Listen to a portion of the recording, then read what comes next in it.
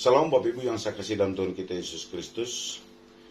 Kita kembali membaca dan merenungkan firman Tuhan yang akan menjadi kekuatan bagi kita dalam menjalani kehidupan kita sebagai orang yang percaya dalam Kristus Yesus. Sebelum kita merenungkan firman Tuhan, saya mengajak kita semua untuk berdoa. Mari kita berdoa. Bapa dalam surga, kami bersyukur dalam segala hal sebab Engkau adalah Tuhan, Tuhan pemilik atas hidup kami. Engkau Tuhan yang selalu memberikan yang terbaik dalam hidup kami. Dan saat ini kami hendak membaca dan merenungkan kebenaran firman-Mu. Tapi sebelumnya kami mohon kekuatan dari Roh Kudus untuk mengartikan lebih dalam hidup kami, supaya kami dapat memahami kebenaran-Mu, bertumbuh di dalam kebenaran-Mu, dan menghasilkan buah sesuai dengan pertobatan kami. Kami siap untuk bersama-sama belajar firman-Mu. Dalam nama Yesus kami berdoa. Haleluya. Amin. Bapak Ibu yang saya kasih dalam Tuhan kita Yesus Kristus, hari ini kita memasuki minggu kedua menjelang Natal. Di dalam kalender gereja ini disebut sebagai minggu penantian, minggu Advent. Dan kali ini kita masuk dalam minggu Advent yang kedua. Lalu di dalam minggu Advent yang kedua ini apa yang harus kita lakukan dalam rangka untuk menyongsong Natal sehingga kita dapat menjadi tempat yang sempurna bagi Kristus Yesus untuk lahir, bukan lagi di kandang di Bethlehem, tetapi dalam hati kita. Dan kebenaran firman yang akan kita baca dan renungkan ini merupakan salah satu nasihat terbaik bagi kita, sehingga kita dapat bersiap-siap untuk menyongsong kedatangan Kristus, memperingati kelahiran Yesus Kristus menjelang Natal. Dan yang akan menjadi dasar dari khotbah saya terambil dari Lukas pasal yang pertama ayat yang ke-38. Demikian firman Tuhan. Kata Maria, sesungguhnya aku ini adalah hamba Tuhan, jadilah padaku menurut perkataanmu. Lalu malaikat itu meninggalkan dia. Sekali lagi saya bacakan untuk kita. Lukas pasal yang pertama ayat yang ke-38, demikian firman Tuhan. Kata Maria, sesungguhnya aku ini adalah hamba Tuhan, jadilah padaku menurut perkataanmu itu. Lalu malaikat itu meninggalkan dia. Demikian dia pembacaan firman Tuhan. Dikatakan berbahagia kalau kita baca firman-Nya, renungkan firman-Nya, dan terlebih lagi kalau kita mampu melakukan firman-Nya dalam hidup kita hari lepas hari. Bapak Ibu yang saya kasihi dalam Tuhan kita Yesus Kristus, ini merupakan sepenggal kisah dari seorang Maria ketika dia akan mendengarkan kabar Natal, kabar tentang kelahiran Yesus Kristus. Yang luar biasa lagi, bahkan kabar Natal itu datang kepada Maria, dan di dalam pembacaan tadi kita dapat melihat bahwa Maria itu merupakan tokoh utama, merupakan pemeran utama di dalam Natal.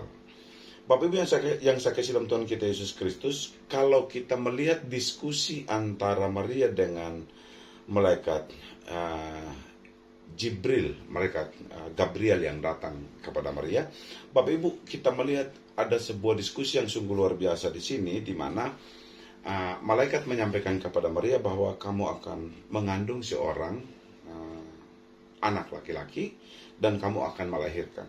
Sejauh itu kita melihat bahwa apa yang disampaikan malaikat itu sampai pada titik itu adalah kabar gembira. Kenapa saya sebut kabar gembira? Karena sesungguhnya seperti yang saya katakan sebelumnya, Maria itu mendapatkan peran utama di dalam Natal, peran utama di dalam kedatangan Kristus. Kenapa kita sebut dia mendapatkan peran utama? Karena melalui Maria lah Kristus akan dilahirkan. Tetapi kalau kita mempelajari lebih dalam latar belakang dan hal-hal apa yang mempengaruhi cerita ini, sesungguhnya kabar ini bukan lagi kabar gembira, bukan lagi kabar sukacita bagi Maria. Kenapa saya katakan demikian?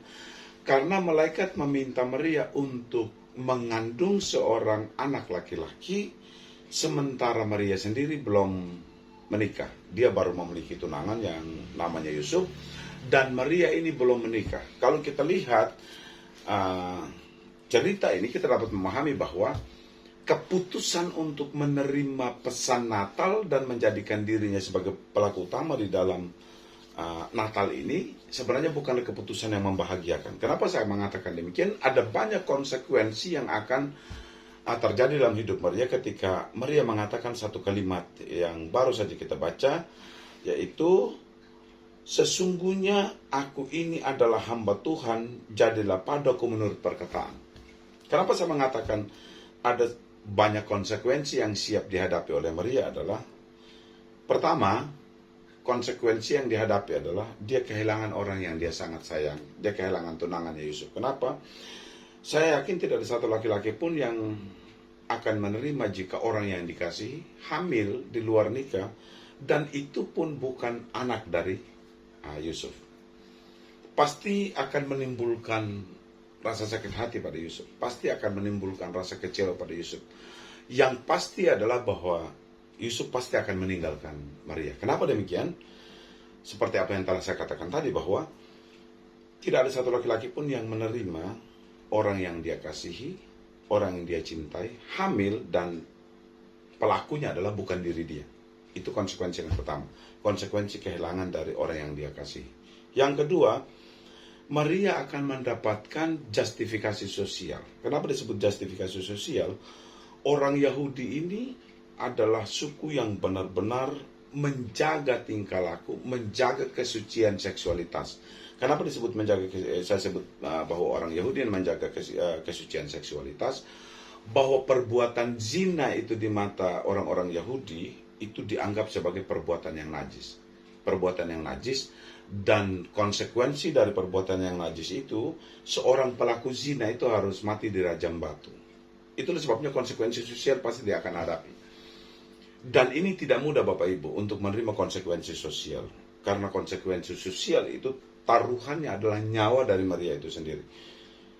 Itu yang kedua. Yang ketiga, semua tindakan, perbuatan, tingkah laku, cara pikir, cara berkata-kata, sikap hidup Maria yang selama ini terpelihara dengan baik, taat pada kebenaran firman Tuhan, tidak pernah melanggar kebenaran firman Tuhan, dianggap sebagai perawan yang suci, orang yang taat pada kebenaran. Tetapi ketika dia menerima pesan ini dan dia harus hamil di luar nikah, dia harus hamil sebelum diberkati, sebelum dia bersama-sama dengan Yusuf menjadi pasangan suami istri, itu dia akan kehilangan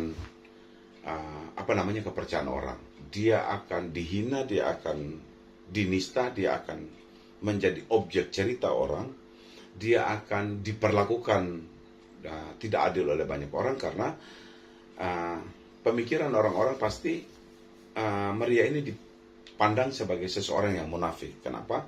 Kelihatan dalam kehidupannya sehari-hari begitu suci, begitu menjaga perbuatan, tapi kenyataannya dia harus hamil di luar nikah. Itu konsekuensi. Minimal ada 3 konsekuensi yang harus dihadapi oleh Maria ketika dia mengatakan, sesungguhnya aku ini hamba Tuhan, jadilah padaku menurut perkataanmu.